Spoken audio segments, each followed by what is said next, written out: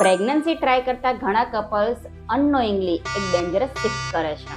લવ timing બની જાય છે, ઇન્ટિમસી એક ટાસ્ક બની જાય છે એન્ડ સ્લોલી રિલેશનશિપમાં પ્રેશર વધવા લાગે છે. જો ઇન્ટિમસી નેચરલ ફીલ ના થઈ રહી હોય બટ ફર્ટાઇલ વિન્ડો પ્રમાણે થઈ રહી હોય તો આ વિડીયોને ધ્યાનથી સાંભળજો. ઘણા કપલ કેલેન્ડરને ટ્રેક કરે છે, ઓવ્યુલેશન એપને ઓપન કરે છે. Today is the day but problem planning નથી, પ્રોબ્લેમ પ્રેશર છે. મંથલી ડિસએપોઇન્ટમેન્ટ પછી એક સાયલેન્સ આવે છે. વાઇફ મેન્ટલી બર્ડન ફીલ કરે છે અને હસબન્ડ કન્ફ્યુઝ રહે છે. મારા ક્લિનિકમાં રિપીટેડલી આ પેટર્નને હું વારંવાર જોઉં છું. રિપોર્ટ બધા જ નોર્મલ હોય છે, હોર્મોન્સ પણ ઓકે હોય છે, બટ રિલેશનશિપમાં ટેન્શન ધીમેથી એન્ટર થઈ જાય છે. ઇન્ટિમસી જ્યારે સ્કેડ્યુલ બની જાય છે ત્યારે બોડી રિલેક્સ થતી નથી. રિલેક્સેશન રિપ્રોડક્શન માટે એસેન્શિયલ છે. જો માઇન્ડ પરફોર્મન્સ મોડમાં હોય તો બોડી સર્વાઇવલ મોડમાં શિફ્ટ થશે એન્ડ સર્વાઇવલ મોડ કન્સેપ્શનને પ્રાયોરિટી નથી આપતું. Ask yourself honestly, are we connected or just try?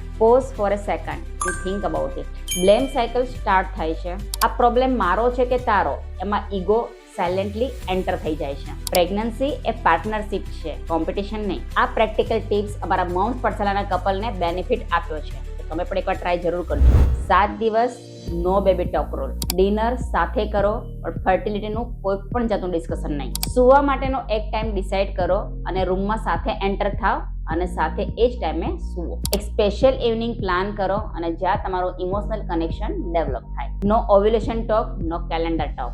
Van pressure reduce, body cooperates better. Baby પહેલા બોન્ડ મજબૂત હોવો જોઈએ. બોન્ડ વીક હોય તો પ્રેગ્નન્સી જર્ની સ્ટ્રેસફુલ બની જાય છે. જો તમને લાગ્યું છે કે આ ટોપિક રિયલ છે તો કોમેન્ટમાં રીકનેક્ટ લખો. આઈ read each and every comment and if you want honest and practical pregnancy guidance અમારી ચેનલને સબસ્ક્રાઇબ કરો. અહીંયા આપણે રિયાલિટી ડિસ્કસ કરીશું, ખાલી રિપોર્ટ નહીં. જો તમને ફીલ થાય છે કે તમારા રિલેશનશિપમાં પ્રેશર છે અને પ્રેગ્નન્સી જર્નીને એફેક્ટ કરે છે તો સ્ટ્રક્ચર કપલ પ્રિપેરેશન માટે થઈને અમારા મોમ્સ પાઠશાળાનો કોન્ટેક્ટ કરો.